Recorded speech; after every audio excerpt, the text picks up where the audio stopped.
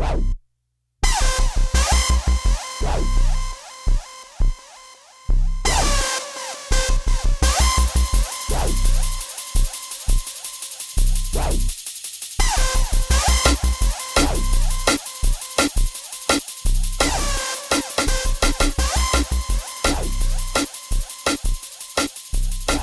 want you to imagine a sound for a second, but not just a sound you hear with your ears.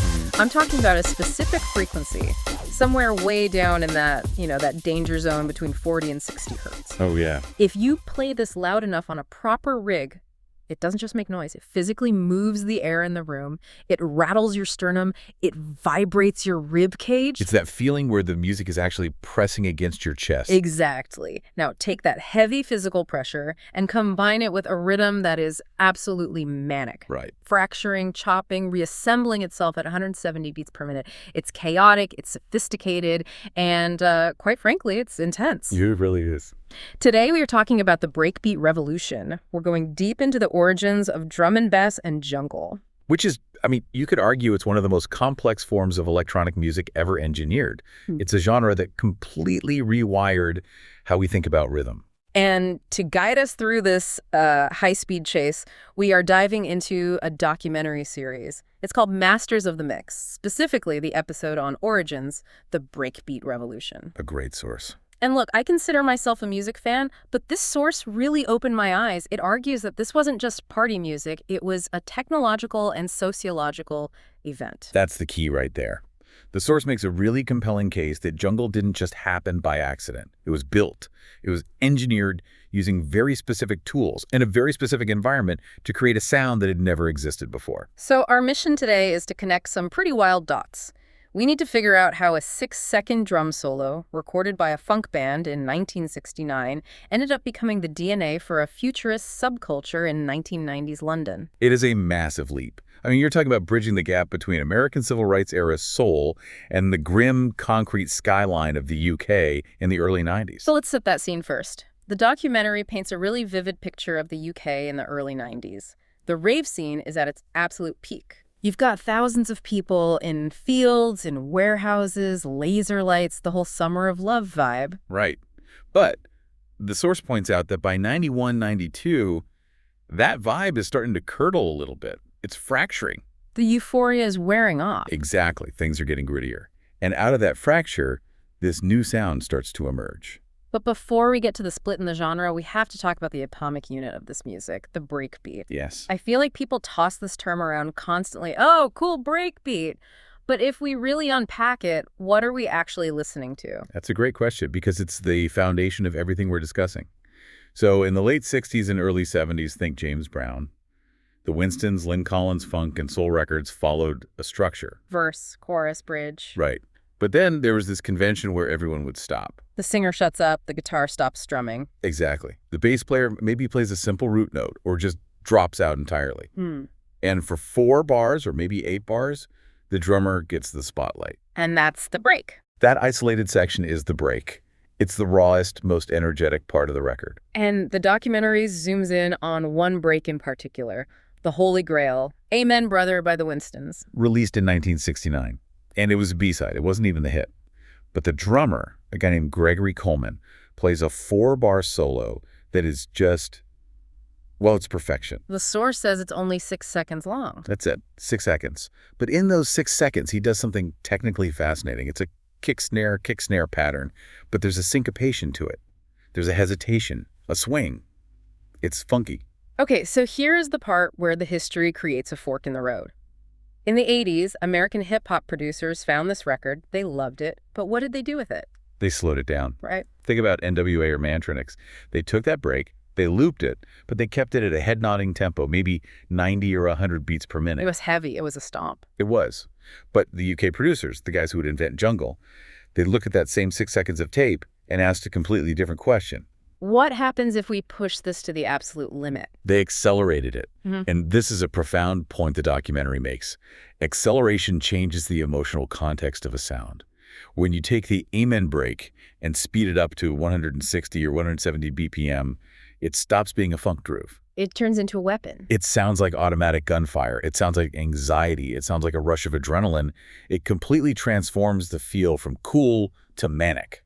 And it wasn't just the Amen, was it? The source lists a sort of holy trinity of these drum breaks. It does. You have the Amen, of course, but you also have the Think break from Lynn Collins' track.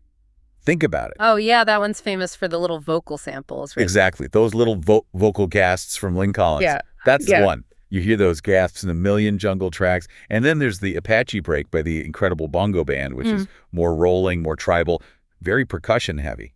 These three records essentially provided the vocabulary for the entire genre. So we have the raw materials, these vintage drums. Now let's talk about the laboratory. The source calls the UK rave scene of 1991 and 1992 the Petri dish. This is the era of hardcore. And we need to clarify that term because in the US, hardcore usually means punk. Right. In the UK electronic scene, hardcore was the mutation of acid house. It was faster, right? Much faster. We're talking 145 to 150 BPM. It was chaotic. You had these toy town piano riffs, very bright, almost childish melodies, combined with high-pitched vocals. And then you had what the documentary calls rave hooters. I love that term, rave hooters. Well, you know the sound. It's that air horn or siren sample, blah, blah, blah. You hear it in the Prodigy's Charlie or SL2's on a Rega tip. Yeah. It was designed for one thing, to cut through a muddy sound system in a massive warehouse and make people scream. It was just pure energy. But then, according to the documentary, around 1993, there's a schism. The scene splits in two. This is the critical cultural moment, the fork in the road. On one side, the music kept the pianos, kept the high-pitched vocals, and actually got, well, happier. Bouncier. Yeah, it got bouncier. That became happy hardcore. Which became very commercial, very hands in the air. Very much so. But the other path, the other path went into the shadows. The producers on this side, many of whom were living in the inner cities of London, they decided to strip out the happiness. They took the pianos away. They took them away. They wanted something that reflected the urban reality they were living in. So it became darker, deeper, and more complex. This was the birth of jungle. Precisely. And this is where the chopping technique comes in. Because they weren't just speeding up the drums anymore. They were performing surgery on them. Okay, let's unpack this chopping concept. Because when I first listened to jungle years ago, I just assumed they were playing the record fast. But the source explains that it's way more technical than that. Oh, simply speeding up a loop wasn't enough. If you just speed up a funk loop to 170 BPM, it can sound, messy. It phases. Chopping is where the artistry happens. So what were they using? These producers were using samplers, specifically the Akai S950 and S1000. The workhorses of the genre. Absolute legends of hardware. But you have to understand, these machines had tiny memory banks. We are talking seconds of sampling time. Not minutes, seconds. Seconds. So a producer would take the Amen break, digitize it, and then slice it up. So they'd isolate the kick drum? They'd isolate everything. They would cut the audio files. So they had the kick on one pad, the snare on another, the hi-hat, the ghost snare, the crash cymbal.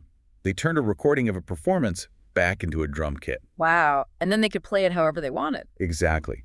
They used computers, usually an Atari ST running Cubase, to reprogram the rhythm.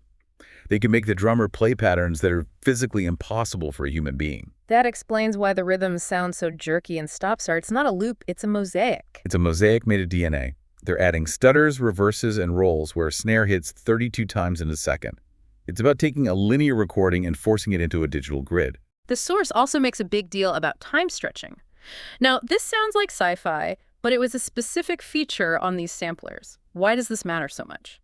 Okay, so in the old analog days, if you sped a tape up, the pitch went up. You sounded like a chipmunk. Right. Time stretching was a digital algorithm that allowed you to change the speed of a sample without changing its pitch. So your drums could play at super speed, but they still sounded like deep, heavy drums. They didn't turn into little ticking noises. Exactly.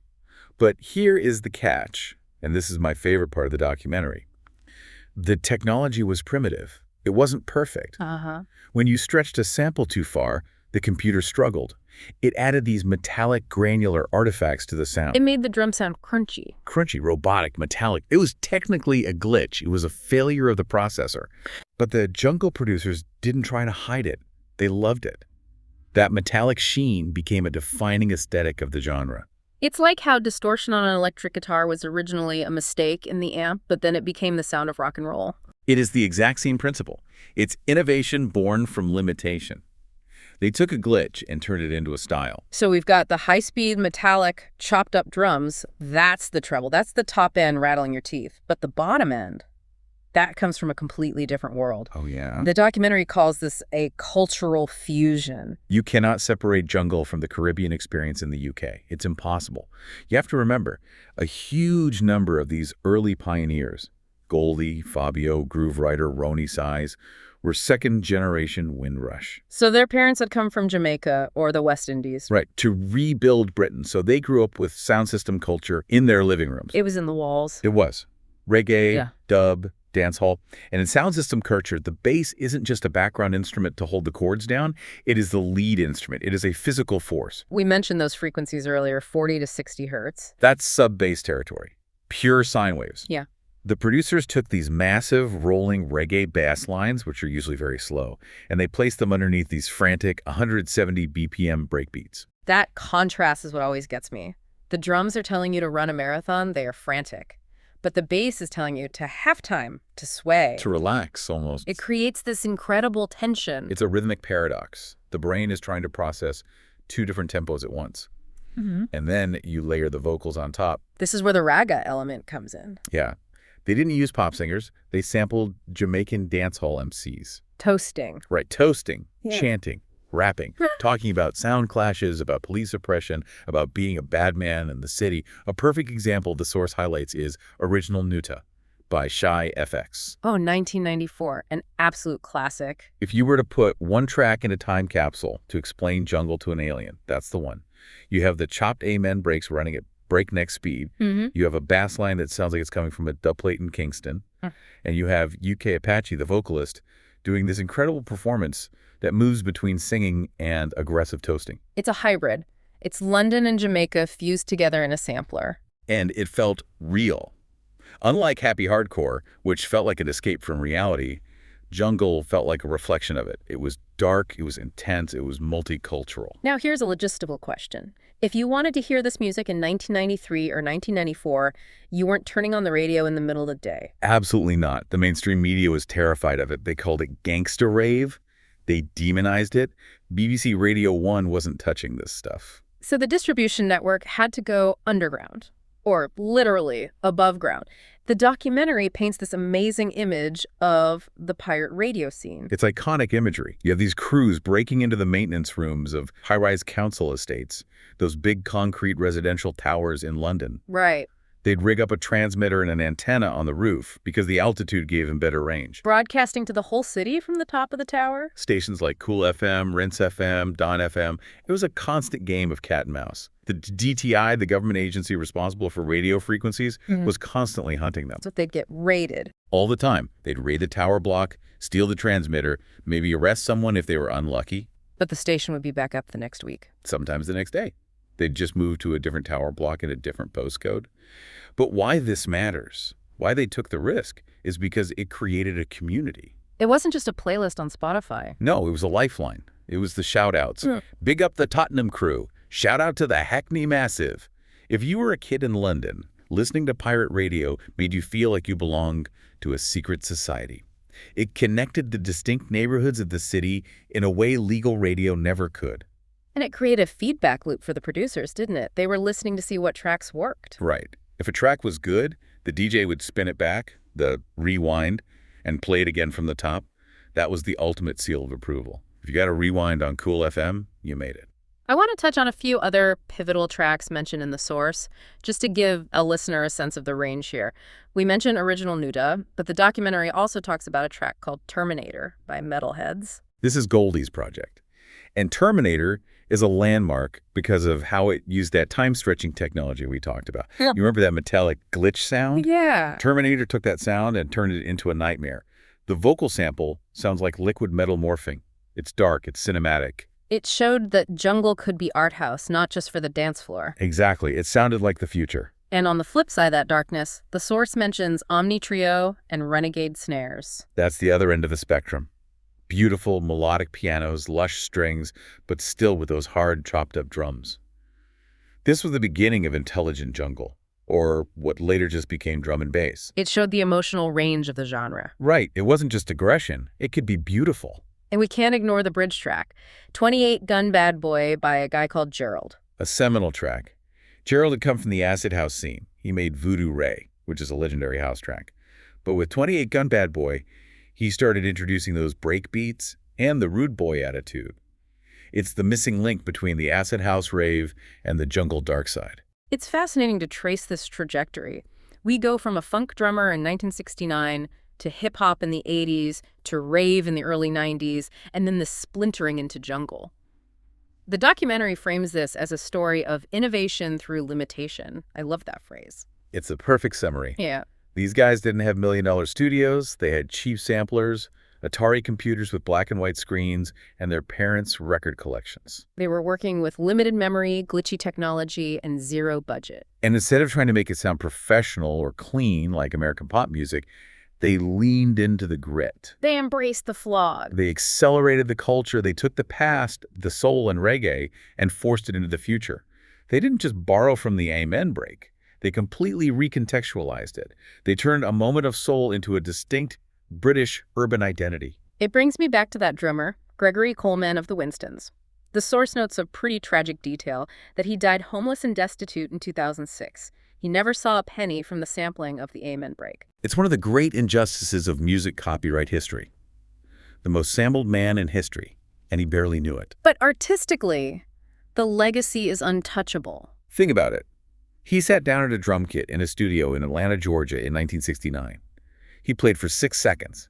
He probably thought, okay, that was a decent take, and went for a sandwich. He had no idea. No idea, no concept, that 25 years later, kids in London tower blocks would be building an entire culture on top of those 6 seconds. It is the heartbeat of modern electronic music.